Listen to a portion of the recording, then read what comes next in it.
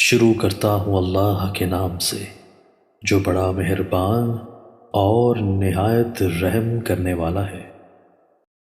سیدنا ابو سعید خدری رضی اللہ تعالیٰ عنہ بیان کرتے ہیں کہ ایک آدمی نے رسول اللہ صلی اللہ علیہ وآلہ وسلم سے کہا، جو بیماریاں ہمیں لاحق ہوتی ہیں ان کے بارے میں آپ کا کیا خیال ہے؟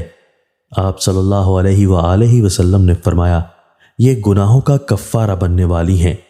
میرے باپ نے کہا، اگرچہ وہ بیماری معمولی ہو؟ آپ صلی اللہ علیہ وآلہ وسلم نے فرمایا، اگرچہ وہ کانٹا ہو یا اس سے بڑی کوئی چیز۔ یہ سن کر میرے باپ نے اپنے حق میں یہ بد دعا کر دی کہ اس کی موت تک بخار اس سے جدا نہ ہو، لیکن وہ بخار اس کو حج، عمرے، جہاد فی سبیل اللہ اور با جماعت فرضی نماز سے مشغول نہ کر دے۔ پس اس کے بعد جس انسان نے میرے باپ کو چھوا، بخار کی حرارت پائی، یہاں تک کہ وہ فوت ہو گئے۔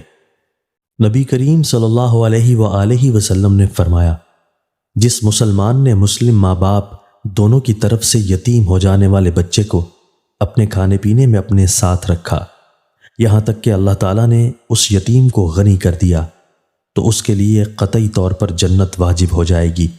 جس مسلمان نے مسلمان غلام کو آزاد کیا تو یہ آگ سے اس کی آزادی کا باعث بنے گا، اور جس آدمی نے اپنے والدین دونوں یا کسی ایک کو پایا اور پھر بھی جہنم میں داخل ہو گیا تو اللہ تعالیٰ اس کو دور کر دے۔